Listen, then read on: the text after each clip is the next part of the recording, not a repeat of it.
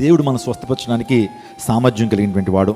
ఆ నశించిన దాన్ని వెదికి రక్షించేటువంటి సామర్థ్యం యేసుక్రీస్తు ప్రభు వారికి ఉంది. ఆయనకి అధికారం ఉంది, సమస్తం మీద కూడా ఆయనకి అధికారం ఉంది. దీన్నే గ్రీకు భాషలో మనం ఆలోచన చేస్తూ ఉన్నప్పుడు గ్రీకు భాషలో అధికారం, డొమినియన్ అనే మాట మనం చూస్తుంటాం. యేసు ప్రభు వారికి సమస్తం మీద కూడా ఆయనకి అధికారం ఉంది. ఆయనకి నీటి మీద అధికారం ఉంది, పంచభూతాల మీద అధికారం ఉంది, పాపాలు క్షమించే అధికారం ఉంది. ఆయనకి మనకు తీర్పు తెచ్చడానికి అధికారం ఉంది, తన ప్రాణాన్ని పెట్టడానికి దాన్ని తిరిగి తీసుకోవడానికి అధికారం ఉంది. డీమన్స్ మీద, దురాత్మ శక్తుల మీద దానికి అధికారం ఉంది. సో ప్రతి దాని మీద అధికారం కలిగిన దేవుడు మన ప్రభువైన యేసుక్రీస్తు ప్రభువారు. నేను పునరుద్ధరించడానికి కూడా యేసు ప్రభు వారికి అధికారం ఉన్నది. ప్రైజ్ గాడ్, హల్లెలూయా.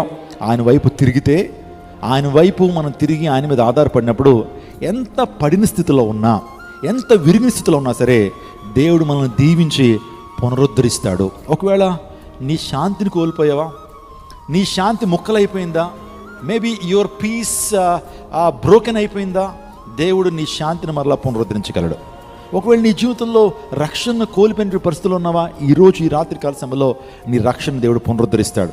ఒకవేళ నీ ఆస్తిని పోగొట్టుకున్నావు, నీ అంతస్తుని పోగొట్టుకున్నావు, లేకపోతే రిలేషన్షిప్స్ని పోగొట్టుకున్నావు, నీ జీవితంలో ఏదో నష్టం జరిగింది, దేవుడు మరలా నీ నష్టాన్ని భర్తీ చేయడానికే ఈ ప్రాంతాన్ని నిన్ను పిలిచాడు. ఒకవేళ